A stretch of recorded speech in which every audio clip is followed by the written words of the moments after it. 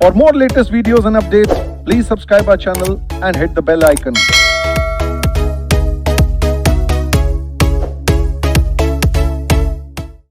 हे guys, आपने thumbnail पढ़ ही लिया होगा। तो नवंबर 2021 के बच्चों के लिए जिनका पेपर दिसंबर 2021 में है, उनके लिए आईसीए ने अमेंडमेंट अपडेट की है। आईसीए ने कहा कि बिकॉज कंपनी लॉ में चेंजेस आ चुके हैं, कंपनी लॉ अमेंड हो चुका है, तो सीए फाउंडेशन में भी थोड़ा सा कंपनी लॉ तो है, तो सीए फाउंडेशन में जो कंपनी लॉ वाला पार्ट है उसमें अमेंडमेंट आ गई है। तो आईसीए कह रहे हैं कि आप सभी के पास हमने अक्टूबर 2020 का स्टडी मटेरियल भेजा होगा, जिसका कवर पेज कुछ ऐसा होगा। तो अगर आपके पास अक्टूबर 2020 का स्टडी मटेरियल है तो आईसीए कह रहा है उसके साथ उसमें जो कुछ भी लिखा है वो परफेक्ट है, उसके साथ साथ आपको ये रेलेवेंट अमेंडमेंट पढ़नी है। मुश्किल से 4 अमेंडमेंट है, 20 मिनट से ज़्यादा नहीं लगना चाहिए, तो इतना कोई हवा भी नहीं है। आप जब देखेंगे तो आपको पता चल जाएगा कि अमेंडमेंट तो ना के बराबर है, बट फिर भी अमेंडमेंट का एक टेंशन रहती है कि सर अमेंडमेंट पढ़ा लो, तो अमेंडमेंट पढ़ेंगे। तो आप सब जो लोग इस क्लास को यूट्यूब पे देख रहे हैं, आप सब लोग अलग अलग टीचर से पढ़े होंगे या सेल्फ स्टडी आपने की होगी, तो आपके पास जो भी बुक होगी हम उस बुक को साइड में रख के हम आईसीए के स्टडी मटेरियल के अकॉर्डिंगली अमेंडमेंट को कवर करने की कोशिश करेंगे, ठीक है।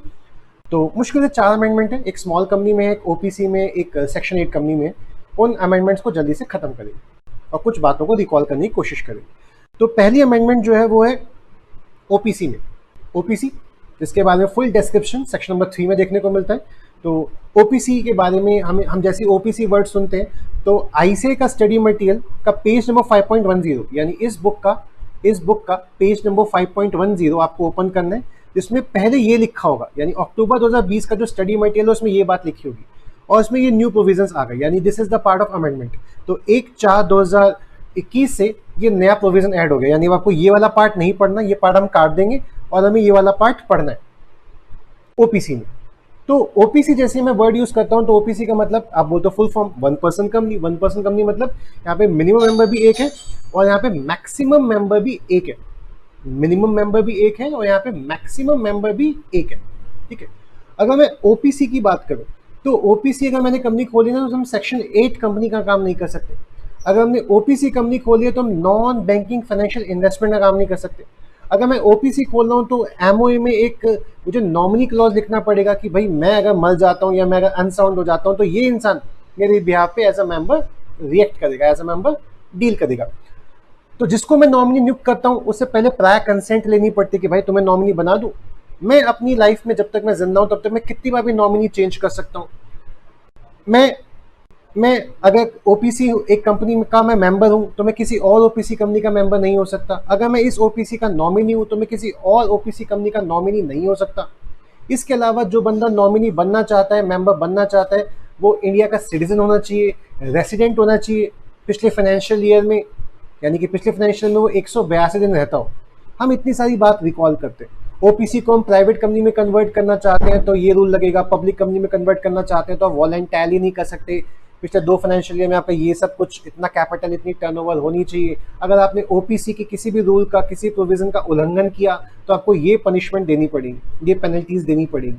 हमें एकदम से इतनी सारी बातें याद आती हैं तो हम सीधे आईसीए का पेज नंबर 5.10 ओपन कर लेते हैं, बिकॉज आईसीए ने ओपीसी आईसीए के स्टडी मटेरियल में पेज नंबर 5.10 पे। तो हमने क्या पढ़ा? Only 1% can be a member. Minimum paid up share capital अभी तक लॉ ने प्रेस्क्राइब नहीं की है, ठीक है। मेमोरेंडम में ओपीसी में हमें साफ साफ एक नॉमिनी क्लॉज डालना पड़ता है कि अगर मेरी डेथ हो जाती है, मैं इनकेपेबल हो जाता हूँ तो ये इंसान मेरा नॉमिनी होगा। जिस इंसान को मैं नॉमिनी बनाना चाह रहा हूँ उससे प्रायर रिटर्न कंसेंट लेनी पड़ेगी। वो इंसान कभी भी कह सकता है मुझे तुम्हारी कंपनी का नॉमिनी नहीं बनना, तो वो कभी भी अपनी विड्रॉ कर सकता है कंसेंट। आपको नया नॉमिनी बनाना पड़ेगा, या आपको जब खुद से मन करे तो भी आप कभी भी नॉमिनी चेंज कर सकते हैं। तो आप कभी भी कितनी बार भी नॉमिनी चेंज कर सकते हैं। तो जब भी आप नॉमिनी चेंज करें तो आप कंपनी को बता दें और फिर कंपनी की ड्यूटी है, ओपीसी कंपनी की ड्यूटी है कि वो रजिस्ट्रार को बता दें। इसके अलावा अगर आप ओपीसी कंपनी हो तो आप सेक्शन 8 कंपनी का काम नहीं कर सकते। अगर आप ओपीसी कंपनी हो तो आप non banking financial investment company का काम नहीं कर सकते। अगर आप किसी कंपनी के मेंबर है तो आप किसी और ओपीसी कंपनी के मेंबर नहीं हो सकते। अगर आप इस ओपीसी कंपनी के नॉमिनी हो तो आप किसी और ओपीसी कंपनी के नॉमिनी नहीं हो सकते। मैं ये बात को 2 बार रिपीट कर रहा हूँ बिकॉज मैं आपको एक आइडिया देने की कोशिश कर रहा हूँ कि ओपीसी के बारे में आपको ये नॉलेज होगी। अमेंडमेंट पढ़ने आए हो इसका मतलब आपको बेसिक रूल पता है, क्या चेंजेस आ गए हैं, मैं बेसिकली उस पर फोकस करूंगा। तो चेंजेस ना इन 2 पार्ट पे है। पहला पार्ट तो ये कि ओपीसी को हम जब प्राइवेट कंपनी पब्लिक कंपनी में कन्वर्ट करते थे तो इसके रिगार्डिंग में कुछ रूल्स थे। ये रूल्स कट गए हैं, कंपनी लॉ में अमेंडमेंट के जरिए ये रूल काट दिए गए हैं। तो आप देख पा रहे होगे, conversion of OPC into other company, पहले इतनी लंबी चौड़ी लाइन लिखी होती, ये ओमिट हो गई है, 1/4/2021 से लाइन कट गई है, यानी इस पैराग्राफ को आप साफ साफ काट देंगे, इस पैराग्राफ को आपको पढ़ने की जरूरत नहीं है, ये पैराग्राफ अब इररिलेवेंट हो गया, खत्म हो गया। ये तो अच्छा ही है सर, कम पढ़ना पड़ेगा। इसके अलावा एक और अमेंडमेंट क्या है सर, आप ऊपर देख पा रहे होगे, पहले ये प्रोविजंस था, अब नए प्रोविजंस ये हैं, और वो क्या है उसको जरा चेक कर लेते हैं। पहले हम पढ़ते थे कि अगर एक इंसान ओपीसी कंपनी का मेंबर बनना चाहता है, ओपीसी कंपनी का नॉमिनी बनना चाहता है, तो he should be a natural person, artificial person can't be a member of OPC, यानी एक कंपनी ओपीसी की मेंबर नहीं हो सकती, एक नेचुरल पर्सन ही ओपीसी का मेंबर हो सकता है, ठीक है। Who is a Indian citizen, ये पहले भी था अब भी है। रेसिडेंट इन इंडिया होना चाहिए, ये पहले भी था अब भी है, लेकिन रेसिडेंट के अंदर की जो परिभाषा है वो चेंज हो गई। पहले क्या लिखा होता था कि अगर कोई इंसान नॉमिनी बनना चाहता है किसी ओपीसी का, अगर कोई इंसान मेंबर बनना चाहता है ओपीसी का, तो उसको 182 डेज प्रीसीडिंग फाइनेंशियल ईयर में रहने पड़ेंगे। यानी अगर मैं 1 अप्रैल 2021 से लेके 31 मार्च 2022 में कोई ओपीसी ओपन करना चाहता हूँ, तो इससे पिछले फाइनेंशियल ईयर यानी कि 1 अप्रैल 2020 से लेके 31 मार्च 2021 प्रीसीडिंग फाइनेंशियल ईयर में मुझे इंडिया में 182 डेज या उससे ज्यादा के लिए स्टे करना पड़ता था। इसमें अमेंडमेंट आई है और ये 182 डेज काट के क्या वर्ड आ गया, not less than 120 days. This is the amendment. तो 182 दिन था वो कट के कितना हो गया, 120 डेज हो गया। यानी पिछले फाइनेंशियल ईयर में आपको 120 दिन इंडिया में रहने पड़ेंगे, तब आप इस करंट फाइनेंशियल ईयर में उस कंपनी के नॉमिनी या ओपीसी के मेंबर रह सकते हैं। This is the amendment part. तो पहले इतना लंबा चौड़ा लॉ था, नॉट लेस देन 182 डेज, अभी घट के कितना हो गया, नॉट लेस देन 120 डेज। तो दिस इज द अमेंडमेंट। पहले 182 दिन था, अब वो 120 दिन हो गया, ठीक है। ये पहली अमेंडमेंट। दूसरी अमेंडमेंट हमने ऑलरेडी काट दी है कि पहले लिखा होता था कि ओपीसी अपने आप को वॉलंटरली अपनी इच्छा से प्राइवेट कंपनी पब्लिक कंपनी में कन्वर्ट नहीं कर सकती 2 साल तक शुरुआत में, लेकिन इस पूरे पैराग्राफ को काट दिया गया, यानी आपको ये पैराग्राफ पढ़ने की जरूरत नहीं है। सो सिंपल, कितनी इजी अमेंडमेंट है। इसके अलावा जो दूसरी अमेंडमेंट हमें देखने को मिलेगी वो मिलेगी स्मॉल कंपनी में, सेक्शन 2 क्लॉज 85। तो पेज नंबर 5.11 ओपन कर लेते हैं आईसीए का। तो स्मॉल कंपनी हम जैसे ही पढ़ते हैं तो हम क्या जानते हैं, स्मॉल कंपनी सर मतलब, स्मॉल कंपनी मतलब सर एक ऐसी कंपनी जिसकी paid up share capital 50 lakh से कम हो एंड उसकी टर्नओवर सर 2 करोड़ से कम हो, तो एक कंपनी स्मॉल कंपनी बन सकती है। लेकिन स्मॉल कंपनी बनने के लिए आपको सिर्फ प्राइवेट कंपनी होना पड़ेगा, यानी अगर आप प्राइवेट कंपनी हो तो ही स्मॉल कंपनी बन सकते हो। प्राइवेट कंपनी हो और आपकी कैपिटल 50 लाख से कम है, आपकी टर्नओवर अगर 2 करोड़ से कम है तो आप स्मॉल कंपनी हो। पब्लिक कंपनी स्मॉल कंपनी नहीं बन सकती। अगर आप किसी की होल्डिंग कंपनी हो तो आप स्मॉल कंपनी नहीं बन सकते। अगर आप किसी की सब्सिडरी कंपनी हो तो आप स्मॉल कंपनी नहीं बन सकते। अगर आप सेक्शन 8 कंपनी हो तो आप स्मॉल कंपनी नहीं बन सकते। अगर आप स्पेशल एक्ट के द्वारा कोई कंपनी आई हो तो आप स्मॉल कंपनी नहीं बन सकते। तो इसमें अमेंडमेंट क्या है सर? तो हम पहले भी ये बात पढ़ते थे, उसी बात में थोड़ा सा अमेंडमेंट है। जब हम पहले लॉ पढ़ते तो क्या लिखा था, स्मॉल कंपनी मतलब एक ऐसी company which means a company other than public company. Other than public company मतलब private company. Small company means a company which is private company and जिसकी paid up share capital does not exceed 50 lakh rupees और such higher amount भी prescribe किया। अभी तो 50 लाख है, लेकिन central government future में हायर अमाउंट भी प्रेस्क्राइब कर सकता है। लेकिन कितना कर सकता है? मैक्स टू मैक्स 10 करोड़, उससे ऊपर नहीं कर सकता। तो गवर्नमेंट ने इसी पावर का यूज किया और लॉ अमेंड किया और साफ साफ कह दिया कि ये जो लिखा है ना, डज नॉट एक्सीड 50 लाख, इसे काट के लिख लो डज नॉट एक्सीड 2 करोड़। तो 50 लाख अब 2 करोड़ हो गया। यानी अगर एक कंपनी की paid up share capital 2 crore भी है तो वो स्मॉल कंपनी है। अगर उसके टर्नओवर, अगर उसकी 2 करोड़ यहां पे काट देना, अगर उसके टर्नओवर 20 करोड़ से ऊपर एक्सीड नहीं करती, तो जो कैपिटल वाला पार्ट है वहां 50 लाख काट के लिख लेना 2 करोड़, और जो टर्नओवर वाला पार्ट है जहां लिखा था 2 करोड़ वहां काट के लिख लेना 20 crore. This is the amendment. Because law में क्या था कि भाई अभी के लिए 2 करोड़ है, लेकिन फ्यूचर में सच हायर अमाउंट प्रेस्क्राइब किया जा सकता है जो कि 100 करोड़ से ज्यादा नहीं होगा। तो गवर्नमेंट ने 100 करोड़ थोड़ी ना किया। गवर्नमेंट ने बोला अभी के लिए हम कह रहे हैं कि स्मॉल कंपनी मतलब एक ऐसी कंपनी जिसकी paid up share capital 2 crore या उससे कम हो एंड उसकी टर्नओवर 20 करोड़ या उससे कम है, प्राइवेट कंपनी है, तो वो स्मॉल कंपनी कहलाएगी। स्मॉल कंपनी होगी तो उसे काफी सारी रिलैक्सेशंस मिलेगी, लाइक उसको कैश फ्लो स्टेटमेंट बनाने की जरूरत नहीं पड़ेगी। हालांकि हमें ये नहीं पढ़ना फाउंडेशन लेवल में कि स्मॉल कंपनी क्यों बनाई जाती है, हम क्या पढ़ते हैं स्मॉल कंपनी होती कौन है। तो हम डेफिनेशन पढ़ते हैं सेक्शन 285 में कि स्मॉल कंपनी मतलब एक प्राइवेट कंपनी जिसकी paid up share capital 2 crore या उससे कम है, जिसकी टर्नओवर एंड जिसकी टर्नओवर 20 करोड़ या उससे कम है, तो वो कंपनी स्मॉल कंपनी कहलाएगी। स्मॉल कंपनी कौन कौन नहीं बन सकता? पब्लिक कंपनी नहीं बन सकता, holding company, subsidy company, section 8 company और कोई कंपनी जो कि स्पेशल एक्ट के द्वारा गवर्न की जाती है, वो कंपनी स्मॉल कंपनी का दर्जा नहीं पा सकती। This is the third amendment. अब देख पा रहे हो, ये अमेंडमेंट है, पूरा लॉ पढ़ा हमने। उस लॉ में क्या अमेंडमेंट आई कि sub clause 1 and sub clause 2, this is 85 clause, ठीक है, this is clause section 2 clause 85, ठीक है, 85 सब क्लॉज 1 सब क्लॉज 2।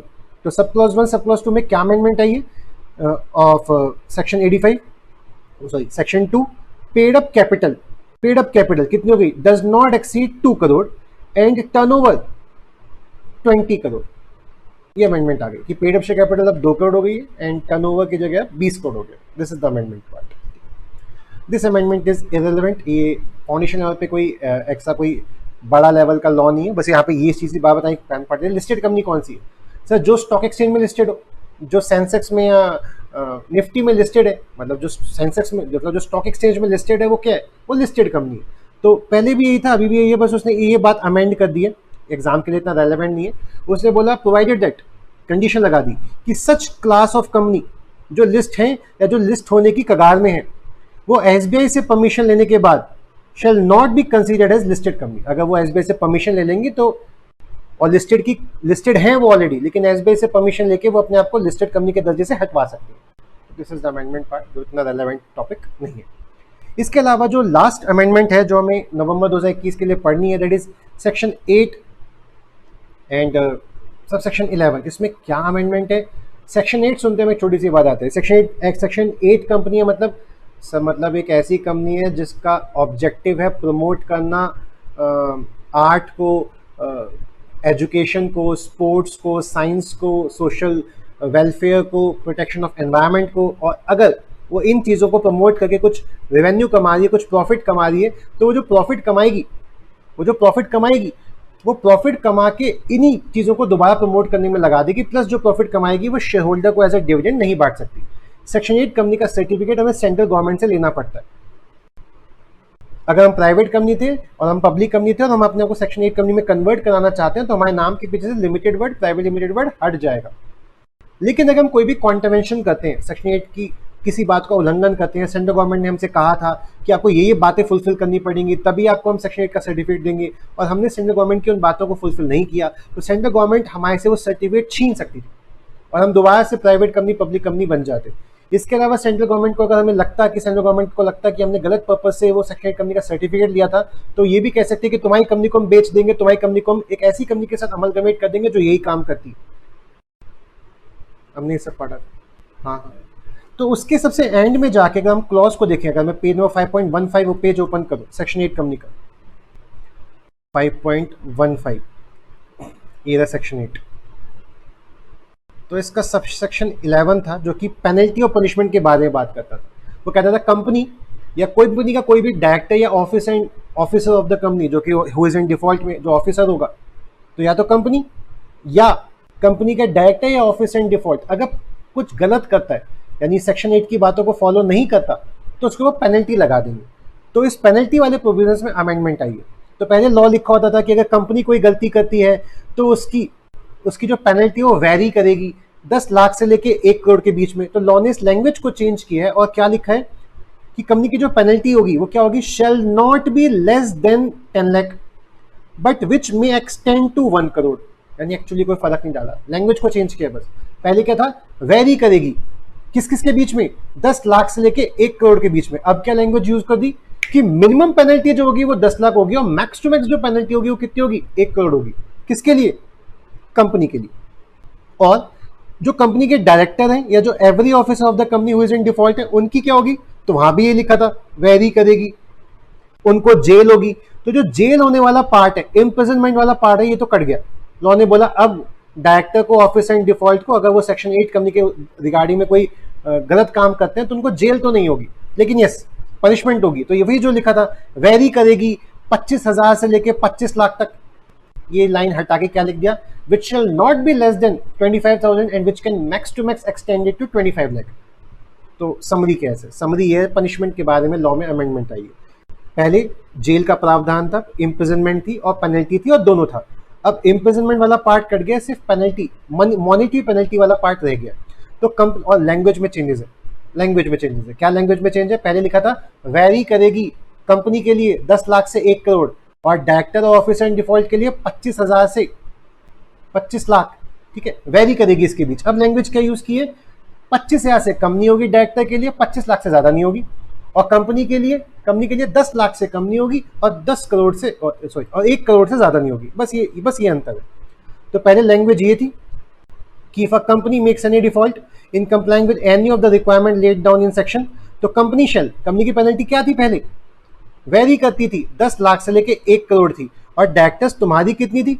तो उनको जेल होती थी 3 साल तक की मैक्सिमम, और पेनल्टी होती थी जो वेरी करती थी 25,000 से लेके 25 लाख या बोथ।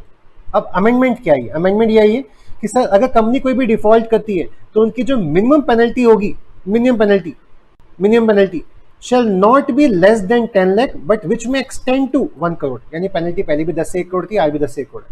लैंग्वेज में बदलाव। अमेंडमेंट वाला पार्ट क्या है कि जो इम्प्रिजनमेंट वाला पार्ट था ये यहाँ पे कट गया। यानी डायरेक्टर और ऑफिसर इन डिफॉल्ट तुम्हारी पेनल्टी क्या है? कहते हैं which shall not be less than 25,000 and which can max to max extend to 25 lakh rupees. तो कौन सा पार्ट कट गया? इम्प्रिजनमेंट अब नहीं होगी, डायरेक्टर्स और ऑफिसर इन डिफॉल्ट को इम्प्रिजनमेंट अब नहीं होगी। This is the amendment. तो ये वाला पार्ट हमने काट दिया। लैंग्वेज में ये बदलाव है, एज सच कोई ड्रास्टिक अमेंडमेंट नहीं है। तो these are the basic 4 amendments जो नवंबर 2021 के लिए रेलेवेंट है, ठीक है। तो एक बात मैं आपको नॉलेज के लिए बता दूं, अगर आप नवंबर 2021 के लिए तैयारी कर रहे हैं, तो वो क्या क्या पढ़ना है? आप जिन टीचर से पढ़ रहे हैं, आप उन टीचर की बुक्स पढ़ रहे हैं, वेरी गुड, अच्छी बात है अगर आप पढ़ रहे हैं। लेकिन अगर आप किसी टीचर से नहीं पढ़ रहे और आप ये यूट्यूब वीडियो देख के कुछ नॉलेज गेन करना चाह रहे हैं, तो मैं उन बच्चों के लिए बता रहा हूँ, ठीक है। तो एक तो आपको आईसीए का स्टडी मेट पढ़ना है बेटा, अगर आप सेल्फ स्टडी कर रहे हैं। इसके अलावा आपको आईसीए की आरटीपीज पढ़नी है। ये आरटीपीज आपको आईसीए की वेबसाइट में मिल जाएगी, जितनी भी अपलोडेड है नवंबर 2021 तक, जितनी भी आरटीपीज अपलोडेड है आईसीए की वेबसाइट पे, आपको वो पार्ट पढ़ना है। इसके अलावा आपको आईसीए की वेबसाइट पे ही मॉक टेस्ट पेपर मिल जाएंगे, आपको वो सॉल्व करने हैं। इसके अलावा आईसीए के जो पास्ट के पेपर्स हैं आपको वो सॉल्व करने हैं। ये सब कुछ आपको आईसीए की वेबसाइट में मिल जाएगा। और ऑब्वियसली बात है, अगर आप मुझसे पढ़ रहे हैं या फिर आप सिर्फ यूट्यूब से पढ़ रहे हैं, सेल्फ स्टडी कर रहे हैं और आपके पास कोई दूसरे ऑथर की बुक नहीं है, तो आप मुझसे नोट्स ले सकते हैं, ठीक है। मैं आपको अपने नोट्स शेयर कर दूंगा। इसके अलावा आप मेरे से टेस्ट सीरीज ले सकते हैं। आईजीपी में टेस्ट सीरीज कंडक्ट होती है, तो आप लॉ की टेस्ट सीरीज वहाँ पे सॉल्व कर सकते हैं। उससे आपको एक अंदाजा लग जाएगा कि आप टेस्ट के लिए कितना तैयार है। इसके अलावा मैं एक एग्जाम कैप्सूल के नाम से एक बुक रिलीज करता हूँ, उसमें काफ़ी सारे क्वेश्चंस होते हैं प्रैक्टिस करने के लिए, आप वो मुझसे डिमांड कर सकते हैं। कोई भी दिक्कत है, कोई भी शक, कोई भी शुबा, कोई भी परेशानी, अगर आपको बिजनेस लॉ या फिर मैं सीएंट अगर ईएसएसएम भी पढ़ाता हूँ, तो और कोई बच्चा गलती से, अगर ईएसएसएम वाला बच्चा इस वीडियो को ओपन करके बैठ गया, तो 8527933436, तो सीए फाउंडेशन में भी आपको ये नंबर यूज कर सकते हो आप। आपके लिए फायदेमंद रहेगा अगर आपको लॉ में कोई भी दिक्कत है, बिजनेस लॉ में। और अगर सीए इंटर में आप आ जाएंगे फ्यूचर में, तो आपको फिर ये नंबर यूजफुल रहेगा, बिकॉज मैं ईएसएसएम, ये प्रमोशन हो गया, एंड लॉ पढ़ाता हूँ, ठीक है। तो ईएसएसएम और लॉ में कोई भी क्वेरीज है अगर आपको, तो 8527933436 पे आप कॉल कर सकते हैं, आपकी क्वेरीज को सॉल्व कर दो। आज के लिए बस इतना ही। Thank you so much, tata bye bye.